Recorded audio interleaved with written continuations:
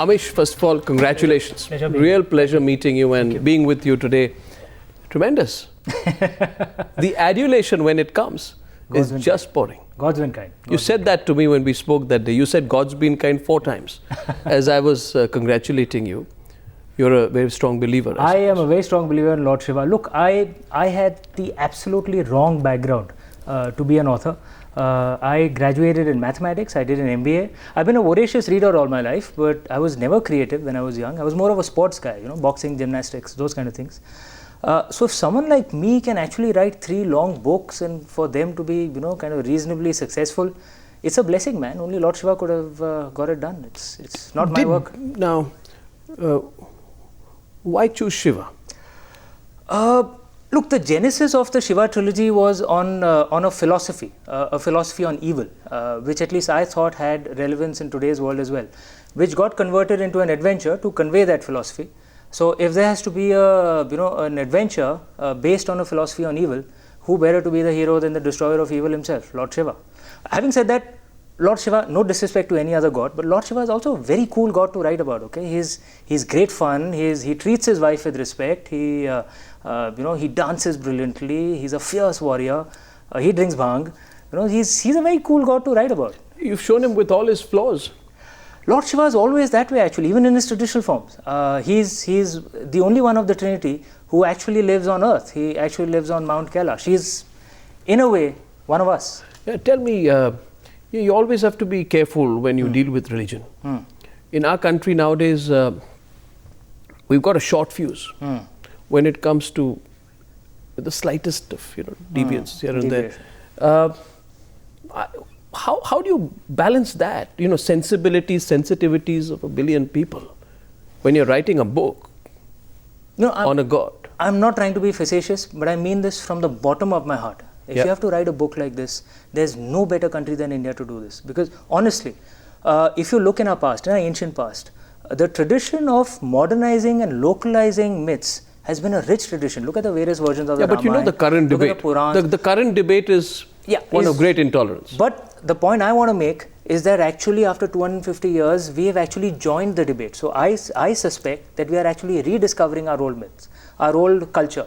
And my point is that the proof of the pudding is in the eating. My books have sold a reasonable amount till now. I haven't faced one protest, one controversy, and there's no reason for it, because I think anyone who reads it, it's obvious to them that yes, this may have been a different interpretation, but whoever has written it is a very devoted Shiva worshipper. There's no reason for any controversy. In fact, I think you've brought Shiva to so many people. No, I'm no one to do that. Shiva was always with everyone. My books are only a very small contribution to Lord Shiva's innate coolness. How was it at the start? You got rejected? Every single publisher that my book was sent to, I stopped counting at 20. Every single publisher it was sent to, they rejected my books. Finally, I they rejected the Melua. Immortals of Melua. They said, Immortals of Melua. What did they tell you? They said, religious kitab hai, it's a religious book. The youth aren't interested in religion. They told me, write some love story, write something about your college days. But, that's not the story that I had. So they said, no one is interested in myths or in religion. But I said, look, this is the story that I have. I don't have anything else. Finally, I self-published actually, and by God's grace, it actually took off in the first few months itself. And then many of those publishers came back to bid for it. That's how it happened. What if it hadn't worked out? Then it's cool. I would have still finished the second and third book. Only my family would have read it, my long-suffering family. But I would have still been happy, man. I mean, it's not about what others think of it. It's about what I think of it myself. As having read your first 2 books, your books are extensively researched. They are very well structured, and there's a lot of detailing that goes to it. You're not superficial. And at the same time, it's done in a very nice way. Thank you. It's very readable. It's gripping and it's fun. Okay, you've embarrassed me twice over actually in 5 minutes. I have never paid a compliment to any politician. I reserve it for people like you. Thank you so much. How much research do you do? One way of looking at it is that I've been doing research all my life for this, because I don't do research while writing, it distracts me. But I was born into a very religious family. My grandfather was a priest, both my parents are very religious, so I grew up in that kind of family. It was also a very liberal family, which in traditional India is actually not a contradiction. If you're deeply religious, you'll automatically be liberal as well. I grew up in that kind of culture, so actually that's how I know most of the Vedas, the Upanishads, the Purans, whatever little I do know, I've learned from my family. You know, it is said that your last book answers the questions that had puzzled Shiva. You know, what is evil? Right. You know, and good and evil, they are two sides of the same coin. One gains weight over the other. So when and why does the coin flip? If I answer that, I'll probably spoil the third book. You haven't read the third book as yet, right? No. And I'll spoil the third book for you. So I can't answer it too directly. Let me just say that evil serves a purpose as well. It serves a purpose. I think that's about it. Anything more might probably spoil the third book for you. I won't do that. I'm such a spoiled sport, Amish. I do such terrible things on TV. I won't do that. Now the thing is that I would have thought that you would be very, very worried about giving this celluloid form. I was fascinated by that video I saw. I've never seen a book with being promoted in the way. Those pictures, incredible, all put together. Now Dharma Productions has bought the rights to your first book. How much of creative control will you have? This is so original. It's not just any book. How much creative control will you have? Have you retained that with yourself? Look, I'm there as a creative consultant, but the way I work in life is that you have to find someone whom you trust and then go ahead and trust that guy. I met various producers who were bidding for the book. The deal was negotiated by my Hollywood-based agency, CAA, and supported by my book agent, Anuj Bari. And I loved what Karan told me in my first meeting with him. He said, we'll make a movie that is worthy of Lord Shiva, you know, and that really kind of... When's that coming out? They're working on the script right now, and I completely trust him as a producer. I'm sure we'll make a movie that's worthy of Lord Shiva, inshallah. What about the money? Let's talk money. 5 lakhs is the first print. Right. Of the Oath of the 4 lakhs sold out. Yes. I was at the airport when I saw this book just flying off the shelves. People were buying 2 or 3 together at one time, not sure whether they'd have any for themselves.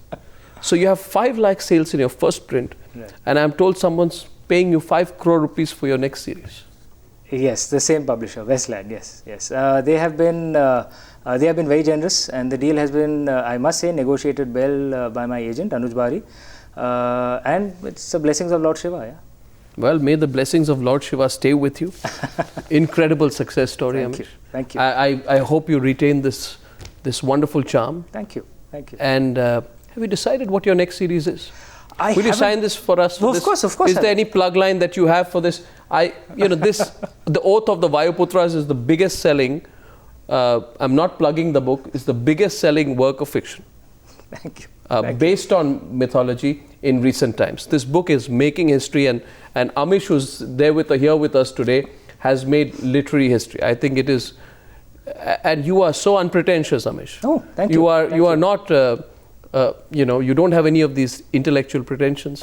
Anyone who's met you says completely down to earth. How do you remain grounded, by the way, Amish, when all this happens to you? If you'd met me 6-7 years ago, I was an extremely arrogant, aggressive guy. Were you? I think the books have changed me, man. It's changed me by 180 degrees. I'm far happier with life, and I realize how kind fate has been to me. What a wonderful family I have. Fate has been kind to me. I must appreciate it.